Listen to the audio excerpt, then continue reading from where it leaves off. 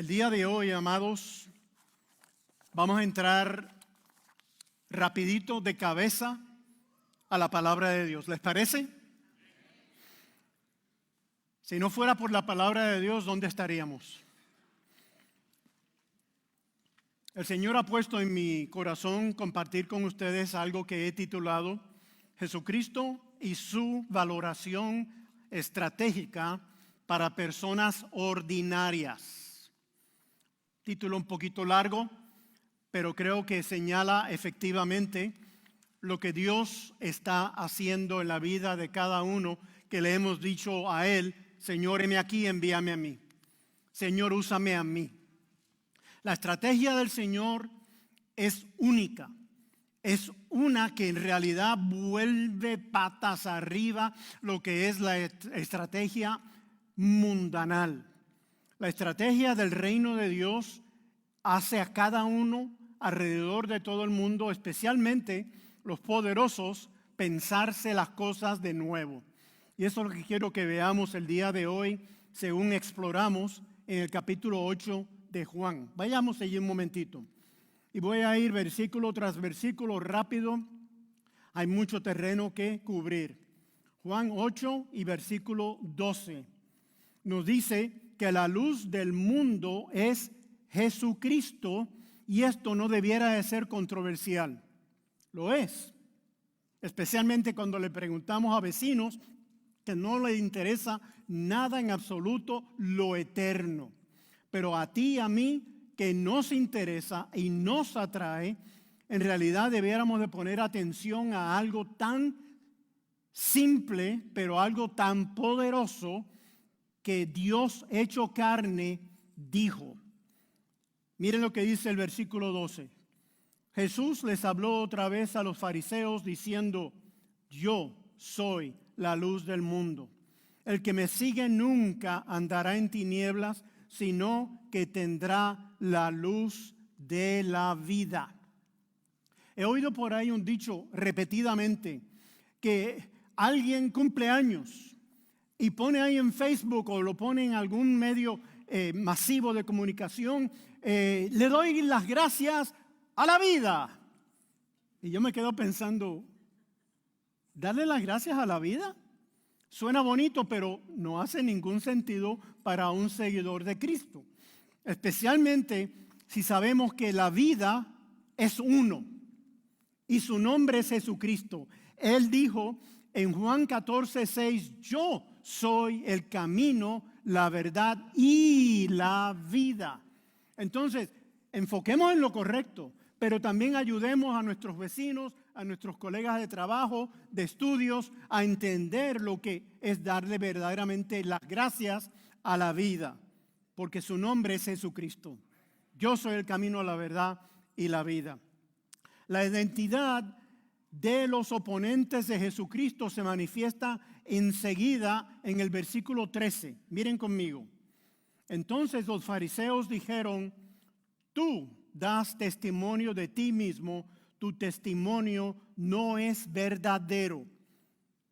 Curioso, aquí en este capítulo, y específicamente del versículo 12 en adelante, nos muestra una contienda.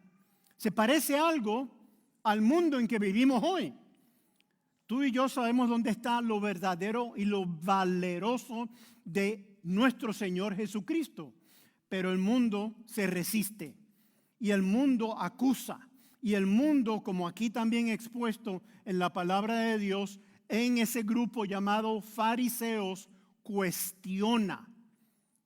Quieren saber algo, pero en realidad en la profundidad de la verdad de Dios no les interesa.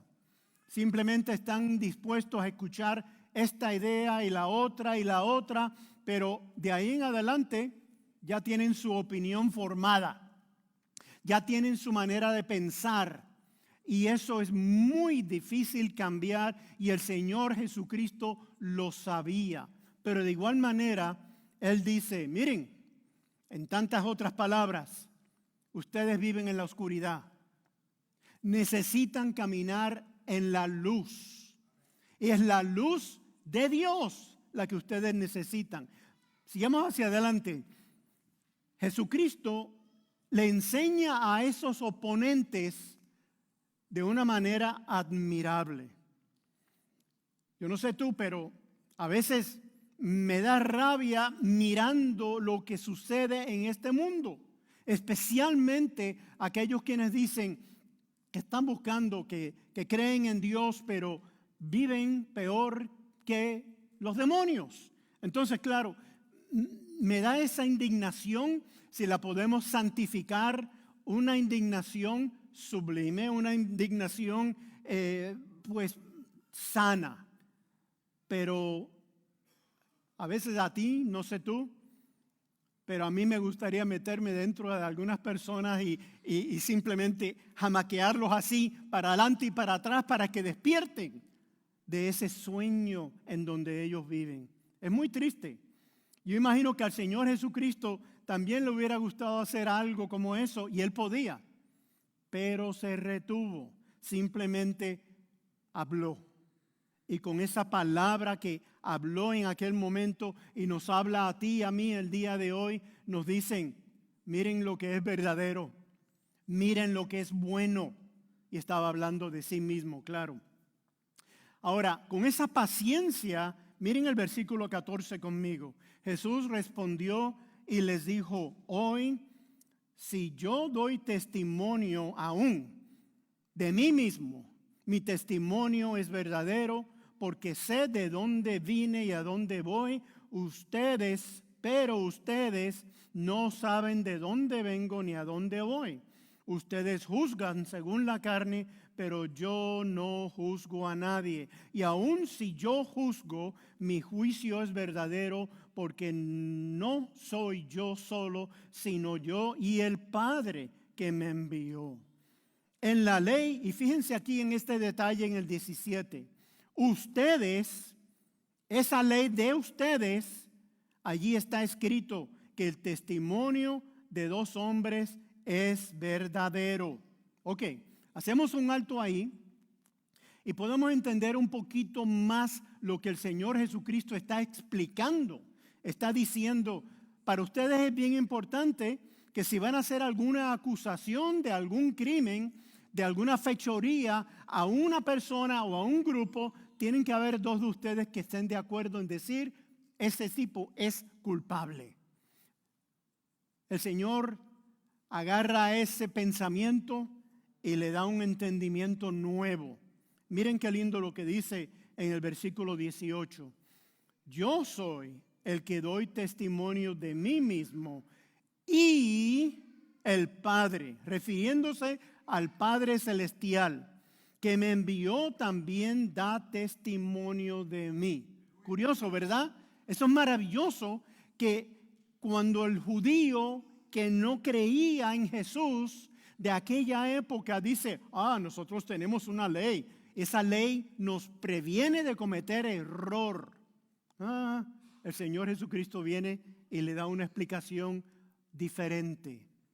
Yo, el Hijo, y mi Padre somos quienes dan testimonio. Y eso debiera haberle abierto los ojos a este grupo de oponentes, pero sabemos que la gran mayoría de ellos nunca llegaron a creer que Jesucristo era el Mesías, el Salvador, el ungido, ya escogido desde antes de la fundación del mundo, para que ellos, como tú y yo, viniéramos a los brazos de Cristo. Y ellos simplemente estaban cegados. El 19 continúa diciendo, entonces le decían, ¿dónde está tu Padre? Respondió Jesús, ni a mí me conocen, ni a mi Padre. Si a mí me hubieran conocido, a mi Padre también habrían conocido. Estas palabras habló Jesús enseñando en el templo, en el lugar de las ofrendas. Y nadie lo reprendió, porque todavía no había llegado su hora. Sabemos, ¿verdad?, que el Señor Jesucristo caminaba y tenía una meta fija. Y para ese lugar, para ese blanco, Él se dirigía. Y ese lugar, aquí está representado aquí arriba, era la cruz. No era un trono, era un lugar de sacrificio. Vamos a ver un poquito más sobre esto en unos minutitos, donde el Señor nos exige a ti y a mí sacrificios espirituales. Pero antes de llegar allá, no me adelanto, más bien el Señor abre ojos, da entendimiento nuevo y les dice, miren el 21. Luego Jesús les dijo otra vez, yo me voy y me buscarán, pero en su pecado morirán. Y donde yo voy ustedes no pueden ir. Entonces los judíos decían, ¿será posible que se habrá de matar a sí mismo? Pues dice, a donde yo voy ustedes no pueden ir. Él les decía, ustedes son de abajo, yo soy de arriba. Ustedes son de este mundo y yo no soy de este mundo. Por esto les dije que morirán en sus pecados, porque a menos que crean que yo soy, en sus pecados morirán. Es increíble lo que está sucediendo aquí. Lo que el Señor Jesús está diciendo claramente es que Él es Dios. No lo está diciendo de una manera indirecta, pero se los dijo tal como el Señor le habló a Moisés. Cuando Moisés era llamado desde aquel arbusto ardiente que no se consumía, el Señor le respondió a Moisés una pregunta. Claro, el Señor le pidió, vas a ir a Egipto, vas a liberar a mi gente. Y Moisés, muy astutamente, muy inteligentemente, le pregunta, ¿y quién le digo que me envió? ¿Qué dice el Señor? ¿Qué dice Dios desde el arbusto ardiente? Yo soy quien soy. No hay otro. Todos esos dioses falsos, todas esas religiones inventadas, todo lo que el mundo se ha ideado, aún construyendo imágenes para hincarse delante de ellas y rezar o lo que sea, decir disparates. Yo soy. Eso no lo es. Yo soy Dios. Entonces, aquí el Señor lo dice muy claramente, pero ellos lo perdieron. Versículo 25. Así que le decían, ¿tú quién eres? Entonces Jesús les dijo, yo lo mismo que les vengo diciendo desde el principio. Muchas cosas tengo que decir y juzgar de ustedes, pero el que me envió es verdadero. Y yo lo que he oído de parte de él, esto hablo al mundo. Pero no entendieron. No entendieron que les hablaba del Padre. Entonces Jesús les dijo, cuando hayan levantado al Hijo del Hombre, entonces entenderán que yo soy y que nada hago de mí mismo, sino que estas cosas hablo así como el Padre me enseñó, porque el que me envió conmigo está. El Padre no me ha dejado solo, porque yo hago siempre lo que a Él le agrada. Mientras Él decía estas cosas, muchos creyeron en Él. En un momento dado, simplemente les digo algo que sucedió como para ilustrar que el que quiere ver algo, lo ve, y el que quiere cegarse, se queda ciego. Estábamos mi esposa y yo visitando a Israel por primera vez. Fuimos con un grupo de unos 45. Y esa noche que llegamos allá, enseguida nos llevaron desde Tel Aviv en autobús para arriba. Cuando dice la Biblia subir hacia Jerusalén, es porque literalmente hay que subir montañas para llegar hasta allá. Pues llegamos, nos acomodamos en el hotel y pues para descansar. Había sido un viaje largo, sin parada, desde St. Louis, Missouri, hasta Tel Aviv. Así que había sido un viaje muy agotador. Llegamos esa noche como nada, nos reunimos, comimos algo, nos despedimos los hermanos porque era un grupo de cristianos que estábamos unidos viajando y nos fuimos a dormir. Pues la mañana siguiente había un periódico en la entrada del hotel y yo agarro el periódico y sí, estaba en inglés, así que pude leerlo, lo que decían. Y en el encabezado arriba decía en el periódico algo muy interesante. Decía, anoche se acomodó una estrella sobre Jerusalén y decía el artículo que posiblemente haya sido tan brillante como la estrella que señaló a Belén cuando nació Jesús. Yo me quedé. Se lo llevé a mis compañeros, a Dorcas, y miren lo que ha sucedido aquí anoche. Y nos lo perdimos estando allí. Me hubiera encantado saber esa noticia de antemano para yo poder entonces, aunque sea salir, mirar al cielo y ver ese espectáculo de la creación de Dios. ¿Alguna vez has tenido tú también ese tipo de experiencia? Hubieras querido saber, pues Señor, si tú me dices de antemano, pues yo me voy a mover al sitio correcto para entonces darme cuenta de lo que tú vas a hacer. Pero nos enteramos muy tarde. Se nos pasa la oportunidad y todo lo que queda es tristeza.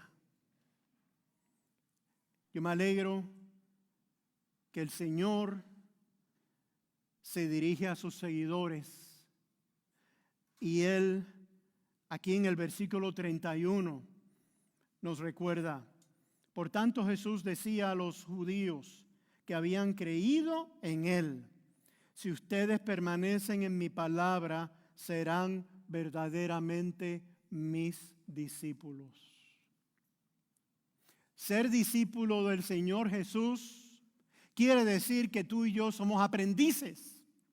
No importa que llevemos caminando con el Señor 43 años, 45 años, 80 años, siempre debemos estar aprendiendo de Él, siempre debemos estar buscando que cosas como una estrella en Jerusalén en el año 1999 pudo haber dado testimonio a un grupito de creyentes que viajamos desde Dallas hasta por allá, pero se nos escapó. No dejemos que se nos escapen oportunidades como esa. Sigamos lo que dice la palabra de Dios. El Señor Jesucristo lo dijo muy claro: si permanecen en mi palabra, son verdaderos discípulos, es decir, son verdaderos cristianos.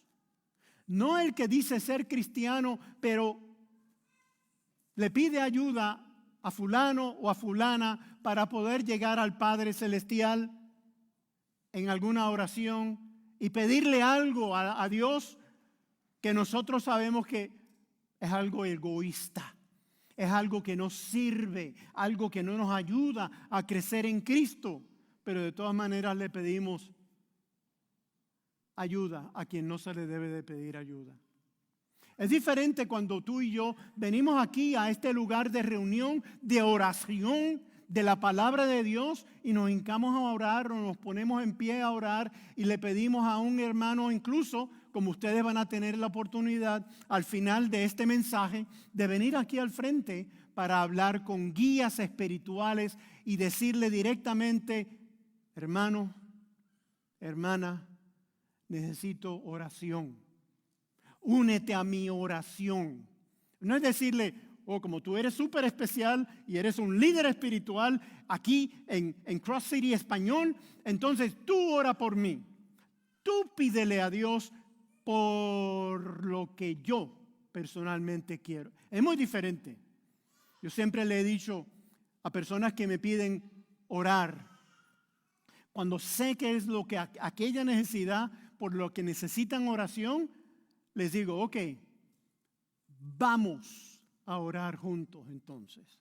La persona no tiene que decir nada, pero sí tiene que estar en armonía con lo que se está diciendo. ¿Me entienden? Esto es lo que el Señor está buscando. Está buscando que cuando permanecemos en Él, estamos permaneciendo en su palabra y verdaderamente somos sus seguidores y sus aprendices. La verdad es que Jesucristo hará libre a los que creen en Él. Mira qué lindo este versículo, yo creo que lo conocemos todos, todos de memoria. Versículo 32. Y conocerán la verdad, y la verdad los hará libres. Libres. Acordemos el contexto de lo que estamos viendo. El Señor ha dicho, yo soy la luz del mundo. ¿Verdad que sí? Entonces, como el Señor ha dicho que Él es la luz del mundo y nos está diciendo permanezcamos en su palabra, le sigamos verdaderamente, entonces lo vamos a conocer mejor. Conoceréis la verdad y la verdad os hará libres. Eso es maravilloso. Conociendo al Señor, la verdad, el camino, la vida, entonces, ¿vamos a tener libertad de hacer lo que nos viene en gana? ¿O más bien aprender lo que dice la palabra de Dios y ponerlo en acción? Creo que es ese segundo. Lo vamos a ver un poquito más adelante. Miren lo interesante de ellos quienes escucharon esas palabras de la boca de Jesucristo, respondieron en el versículo 33. Somos descendientes de Abraham y jamás hemos sido esclavos de nadie. ¿Cómo dices tú, llegarán a ser libres? Jesús les respondió, de nuevo, con una paciencia admirable. De cierto les digo que todo aquel que practica el pecado es esclavo del pecado. Ahí está explicando más a fondo lo que quiere decir ser libres. Algunos piensan que el ser libres en Cristo nos da la licencia y la libertad de que si hubieran candelabros colgando de este techo, podemos entonces brincar al candelabro y sacudirnos de lado a lado como si fuéramos algún simio, algún orangután o algo. Eso no es libertad, eso es otra cosa, libertinaje. La libertad hace posible que tú y yo tengamos entendimiento para hacer las cosas como Dios manda en su palabra. Así que el Señor explica, mira, es libre del pecado para hacer algo diferente y para ser alguien diferente. Así que el 38, el Señor nos dice, en el 36, así que si el Hijo los hace libres, serán verdaderamente libres. Yo no sé tú, pero cuando yo crecía, mis padres, especialmente mi papá, sabía muy bien lo que era disciplinar a sus 6 hijos. Yo soy el mayor de los 6. Y cuando Urielito tenía que ser corregido o castigado, porque Urielito no era un santito cuando crecía. Yo era bien travieso. Pero yo tenía que darle el buen ejemplo a mis hermanitos, que eran más jovencitos que yo. Entonces, claro, cuando de momento ya se le colmaba la coronilla a papi y él venía, ok, aquí viene tu disciplina. A veces dolía, ¿verdad que sí? Aquellos de nosotros quienes experimentamos disciplina corporal, sabemos lo que estamos hablando.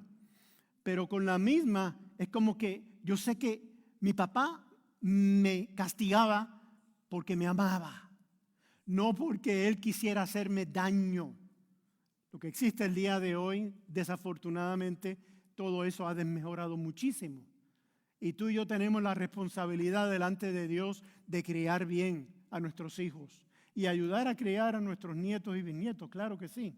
Pero de igual manera, cuando el Señor nos dice, mira, serás verdaderamente libre, ¿es verdaderamente libre para qué? Para hacer lo correcto. El Señor también se refiere a la tontería de la excusa barata que los fariseos le están dando. En el 37, Él dice, sé que son descendientes de Abraham.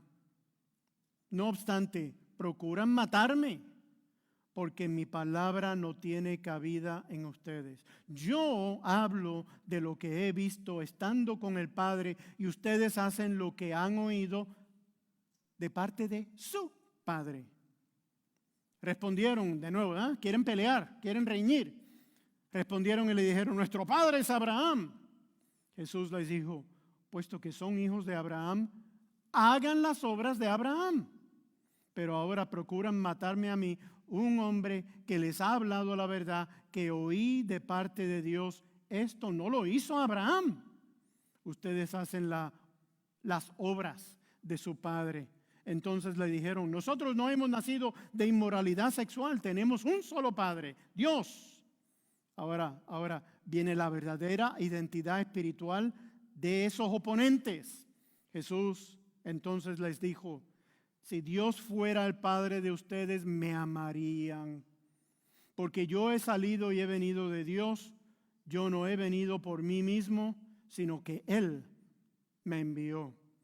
¿Por qué no comprenden lo que digo? Porque no pueden oír mi palabra. Ustedes son, oigan bien lo que dice el Señor, ustedes son de su padre el diablo y quieren satisfacer los deseos de su padre. Él era homicida desde el principio y no se basaba en la verdad porque no hay verdad en él. Cuando habla mentira, de lo suyo propio habla porque es mentiroso y padre de mentira. Pero a mí, ¿por qué les digo la verdad? No me creen. ¿Quién de ustedes me halla culpable de pecado? Y si digo la verdad, ¿por qué ustedes no me creen? Una pregunta. ¿Ha cambiado mucho la cosa entre aquellos fariseos y el encuentro que tuvieron con el Señor Jesucristo oponiéndolo a nuestro día? No gran cosa. Esta vez no le llamamos fariseos a los líderes religiosos. No. Tienen otros nombres. Tienen nombres de religiones falsas. Tienen nombre de líderes, falsos profetas. Tienen nombre que glorifican su propia carne en vez de glorificar al Eterno. Y eso es un gran problema. Aquí mismo en esta ciudad tenemos una estación de televisión, no sé si hayan enterado de el escándalo que está sucediendo ahí. No voy a entrar en detalles, pero es supuestamente una estación de televisión cristiana y la familia que controla ese ministerio. Horrible lo que está pasando el día de hoy. Pero no nos fijemos únicamente en lo que sucede afuera de estas paredes.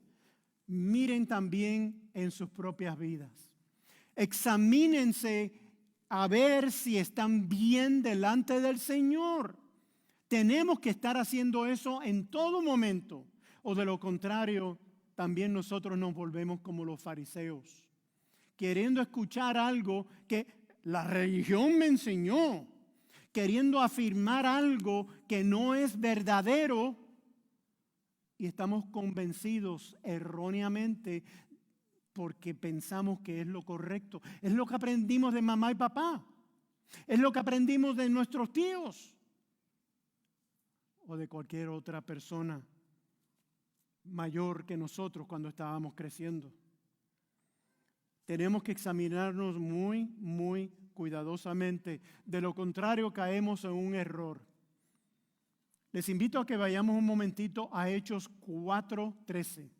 Si no, mírenlo, va a estar aquí en la pantalla.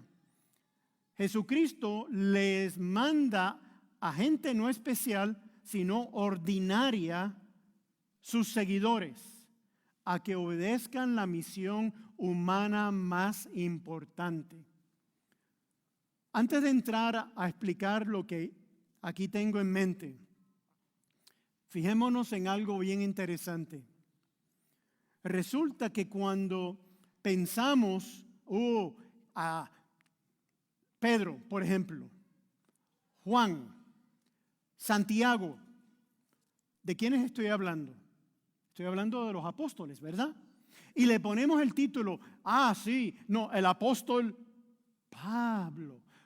¡Qué maravilla! ¡Qué inteligente era ese individuo para enseñar la Biblia como la enseñaba! ¿Ok? ¿Saben ustedes que excluyendo a Pablo, los discípulos del Señor eran personas no educadas, eran personas ordinarias, eran personas que la Biblia llama con un descriptivo muy curioso. Vayamos allí un momentito, miren lo que dice Hechos 4:13. Y viendo la valentía de Pedro y de Juan, teniendo en cuenta que eran hombres sin letras e indoctos, miren aquí en la pantalla, ¿ven esa palabra griega? Les digo ahorita qué quiere decir. Pero dice aquí que eran hombres sin letras e indoctos, se asombraban y reconocían que habían estado con Jesús. La palabra en griego que en el español han traducido indoctos es idiotes. Sí, pueden ver eso y pueden chequearlo, no miento. Es la palabra original en griego para referirse a Pedro y Juan. Y cuando hablamos de los apóstoles Pedro y Juan, estamos hablando de la crema de la crema. O sea, ellos de verdad estuvieron con Jesús, como dice este versículo, pero el escritor de los Hechos los llama esa palabra tan curiosa. Ahora, les quiero dar rapidito sabemos, ¿verdad?, que las diferentes traducciones de la Biblia, diferentes versiones, usan diferentes palabras. No usa la palabra idiotas, pero indoctos, vasto, ignorantes, la persona privada, no cualificada, simple oyente, tosco, por implicación, ignorante. Tú y yo a veces cometemos el error de decirle al Señor, Señor, yo no soy nada. No puedes usarme a mí, úsalo a él, úsalo a ella. Cuidado. ¿Sabían ustedes que el Señor siempre trabaja con un remanente de gente ordinaria?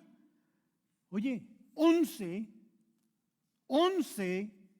sabemos, ¿verdad?, que el número 12 no mojó bien, no hizo las cosas como Dios quería, llamado Judas, ¿verdad? Judas Iscariote, pero 11 hombres lograron cambiar el mundo para siempre. A través de Jesucristo. ¿Qué quiere decir esto? Esto quiere decir que si Dios, Jesucristo, Dios hecho carne, Jesucristo, dice, yo soy la luz del mundo.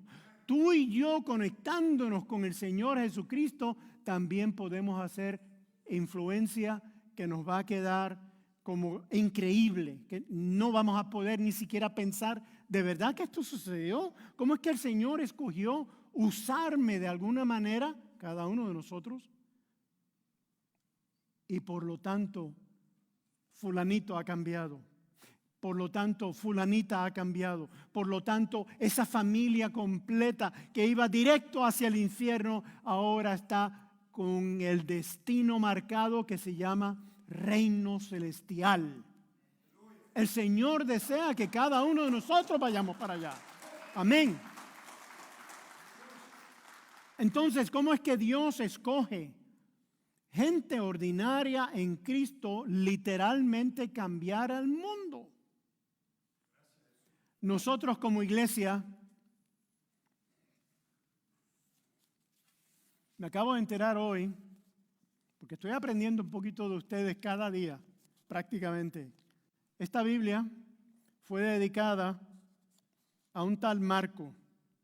Me parece que Marco no está aquí ya, no dice la fecha, pero dice que Dios te bendiga grandemente. Lee la Biblia a diario, Pastor Humberto.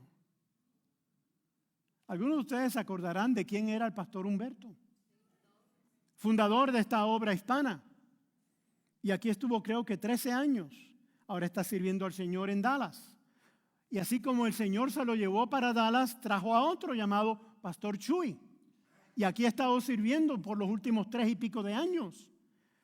La iglesia que camina con el Señor y hace su voluntad Sigue para adelante. El Señor no ha acabado con Cross City Español.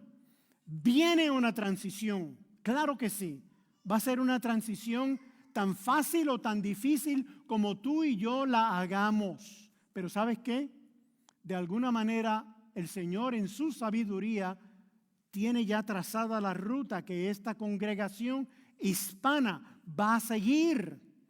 Y tiene no solamente en el futuro a un pastor que va a reemplazar al pastor Humberto y al pastor Chuy, ya tiene escogido a otro varón, pero hasta ese momento, gloria a Dios, amén. Lo que verdaderamente quiero resaltar el día de hoy es que aquí está su iglesia. Aquí están sus servidores. Aquí están los que van a hacer de esta obra una obra que continúe para adelante, ayudando a la comunidad alrededor nuestro y haciendo un cambio para Cristo. No tenemos que esperar al pastor nuevo para eso. No tenemos que quedarnos sentados sobre nuestras manos como si fuéramos una azafata o una encargada de un avión para servir al avión. Tenemos que estar en acción. Tenemos que estar obrando. Y no importa que nosotros pensemos, pero ¿qué tengo yo que ofrecerte, Señor? Mucho. ¿Sabes por qué? Porque Dios ha puesto en ti y en mí amor.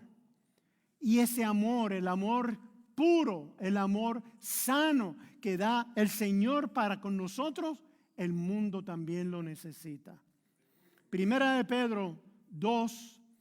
Vayamos allí, versículo 1. No nos olvidemos de estas palabras tan importantes.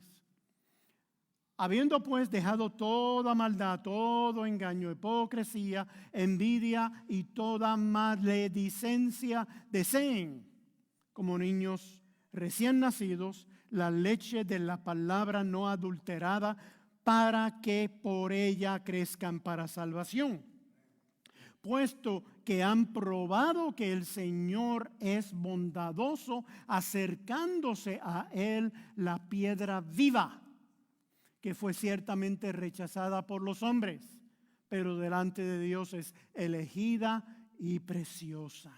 También ustedes sean edificados como piedras vivas en casa espiritual para ser un sacerdocio santo, a fin de ofrecer sacrificios espirituales agradables a Dios por medio de Jesucristo. Vamos a parar ahí un momentito. Quiero que miremos más de cerca ese versículo 5. Dice el apóstol, también ustedes, no los de la iglesia de ahí de la próxima esquina, no los de la convención de iglesias del estado o nacional, no el grupo de misioneros tal más cual. Ustedes sean edificados como piedras vivas en casa espiritual. La vida que nos da el Señor Jesucristo no es simplemente para ti, para mí, disfrutar de manera egoísta. No, es para compartir y bendecir a otros. Y eso se hace como congregación. Eso se hace como hermanos, como familia en Cristo que somos. A veces, como dice este versículo, sí va a ser un sacerdocio santo, debiera de ser siempre, pero a veces debemos de ofrecer sacrificios espirituales. Yo me acuerdo, cuando yo crecía, a mí me criaron católico. Y mami y papi eran católicos practicantes. Así que sus hijos también lo tenían que ser.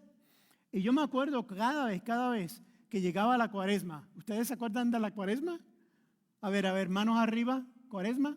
Ok. Algunos de ustedes también crecieron con la misma religión que yo.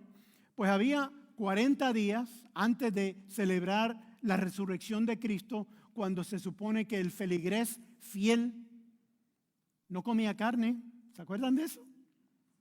Comíamos pescado tal vez los viernes. Pero también habían otros sacrificios que uno dejaba de hacer tal y tal cosa, ya fuera ir a fiestas, ir a bailes, ir a parrandas.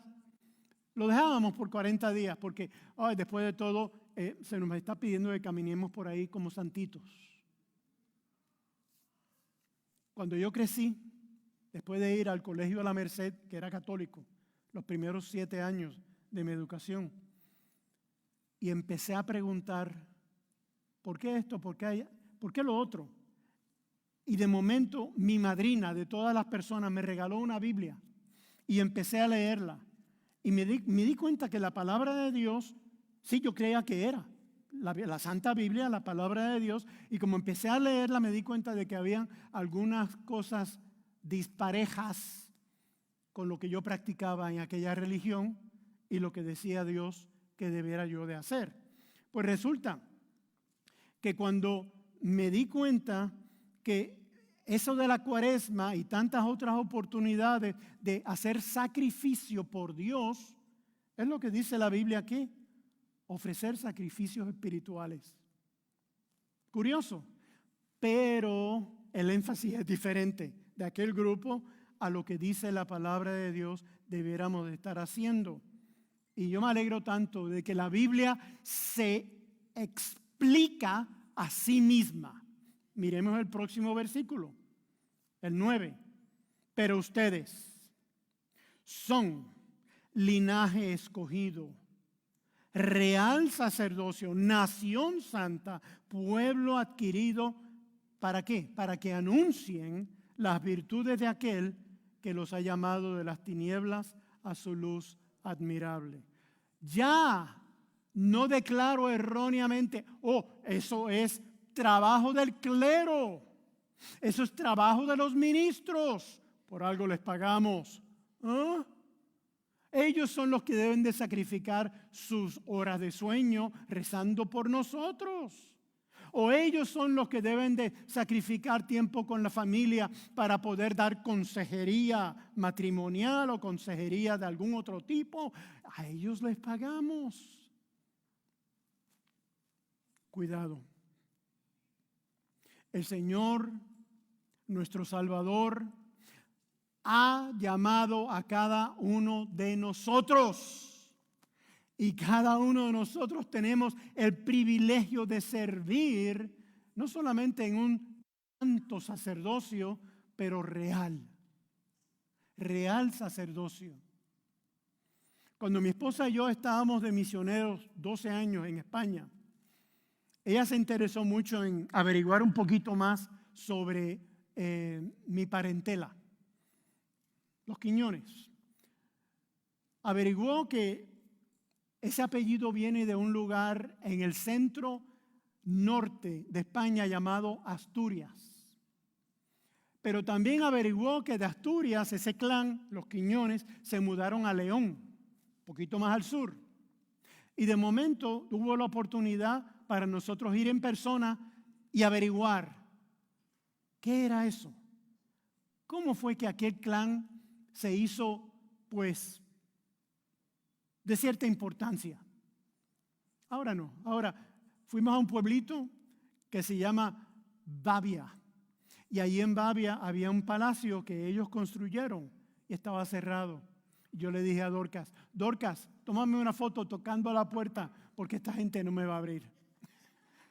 Sí, gracioso. Podemos ver la foto ahora, podemos reírnos, pero de igual manera, sí, lo que fue aquel grupo familiar para cuando empezó, por el año 1000 después de Cristo,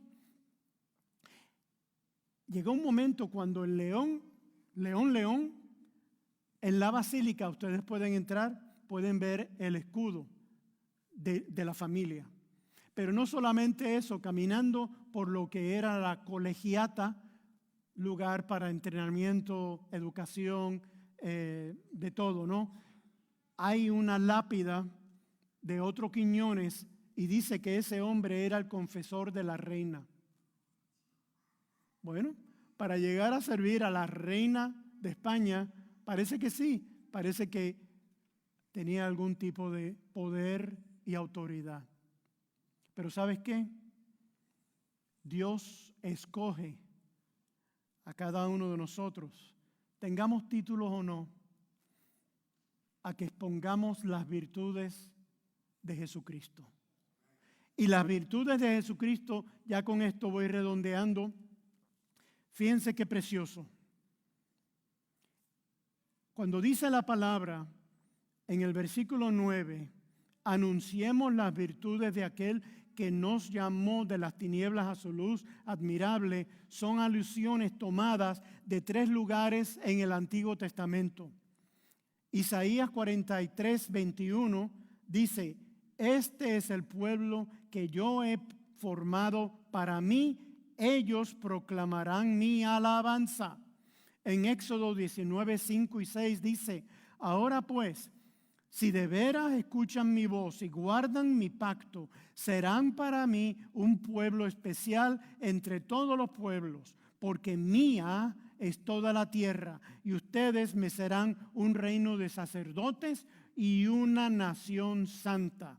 Y por último, estas son las palabras que dirás a los hijos de Israel, dice ese lugar en Éxodo. Deuteronomios 7, 6 dice: porque tú eres un pueblo santo para el Señor tu Dios. El Señor tu Dios te ha escogido para que le seas un pueblo especial, más que todos los pueblos que están sobre la faz de la tierra. ¿Sabes qué? Cristo cumplió. Él cumplió lo que prometió a un grupo no educado, o esa otra palabra que les mencioné, de pescadores de hombres. Hacer pescadores de hombres, de pescadores de peces. Él cumplió. Vengan, dice en Marcos 1:17, Jesús les dijo: vengan en pos de mí y los haré pescadores de hombres. Él cumplió. Cristo Jesús cumplió. Cristo cumplió. Y mi pregunta para ti es: ¿responderás a su invitación? Puedes votar. Él no fuerza a nadie. Pensamos, ¿verdad?, que venir a la iglesia es una actividad obligada de la familia cada domingo. Nos olvidamos que también está el miércoles, pero alguno que otro nos olvida y viene. Está bien. O en alguna otra reunión a través de la semana que la iglesia, nuestra familia en Cristo tiene. Participamos cuando podemos, cuando no se nos hace muy difícil, cuando es conveniente. Mira alrededor tuyo. Mira cuántos lugares hay vacíos. Mira y piensa y ora. Misericordiosamente ora por aquel que está ausente y pudo haber llegado. Ora por los que nos ven en línea. Ora para que verdaderamente podamos trabajar a querernos más, a acercarnos más, a estar más el uno por el otro, buscando de qué manera puedo yo ayudar a mi prójimo y mi prójimo también, por amor a Cristo, ayudarme a mí, ya sea en la oración o ya sea en alguna otra cosa especial. Así que es un tiempo de transición, pero el Señor Jesucristo dice muy claramente que tú y yo también somos la luz del mundo. No somos dignos de ni siquiera adoptar esa aseveración de parte del Señor Jesús, porque Él dijo: yo soy la luz del mundo.